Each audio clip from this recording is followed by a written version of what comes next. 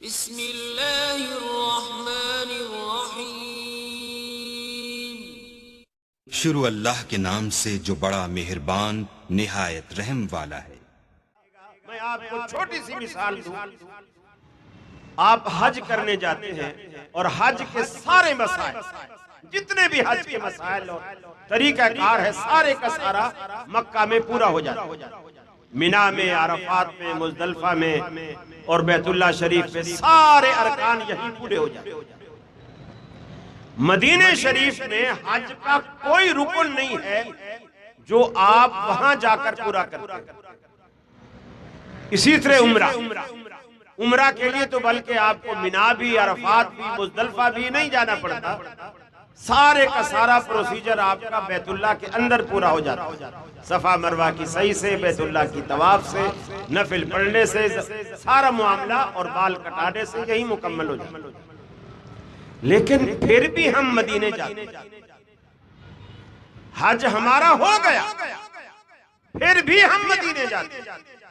क्यों? इसलिए कि हम ये सोचते हैं कि यार लाखों रुपए लगा मक्के तक तो आ गए हैं, आगे मदीना थोड़ा सा फासला। आखिर वो हमारे पैगंबर, हमारे नबी, उनकी मस्जिद नबी की ज़ियारत भी करते जाए, रोज़ा रसूल पे दरूद भी पढ़ते जाए।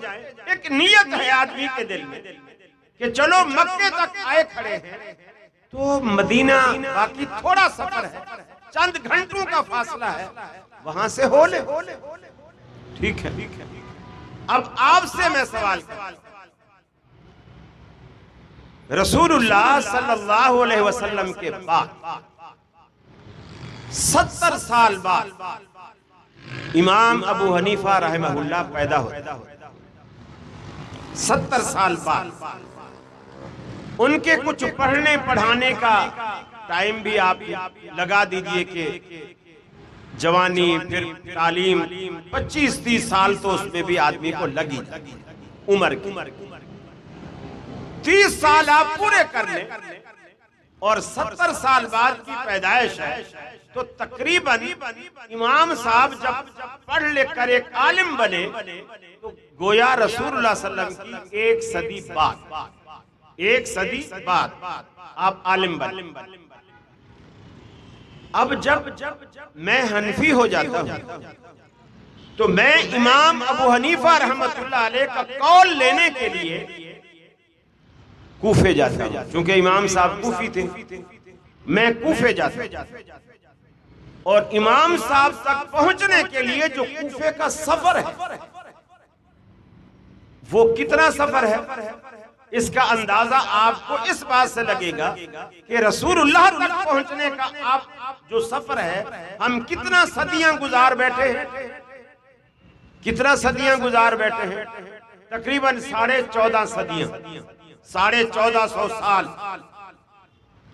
तो वो इमाम साहब का 100 साल बाद इमामत के रुतबे पर फैज होना भी मान ले तो उनका फासला हमसे कितना हो गया? 1350। रसूलुल्लाह का फासला 1450 साल, इमाम साहब का फासला 1350। तो इमाम साहब से मसला लेने के लिए हम 13.5 सदियों का सफर करते हैं और अब रसूलुल्लाह तक, मदीने तक जाने के लिए कितना फासला बाकी है? कितना बाकी है? एक सदी। मक्के तक तो आए खड़े हैं, चलो मदीने से भी होते जाते।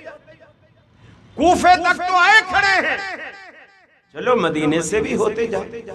अरे इमाम साहब की अज़मत को पाने के लिए, उनकी फकाहत को पाने के लिए, उनके तकवा को पाने के लिए, उनके इल्म को पाने के लिए आपको 13.5 सदियों का सफर गवारा है।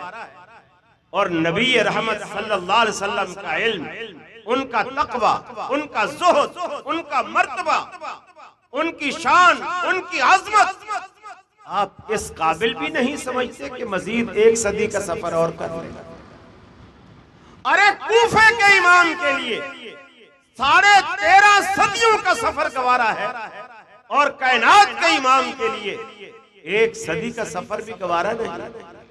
क्या ये ईमान है? इसी का नाम ईमान है।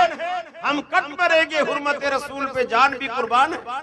सुन लो तेरे रसूल सामने आई तो मुंह फेर लिया।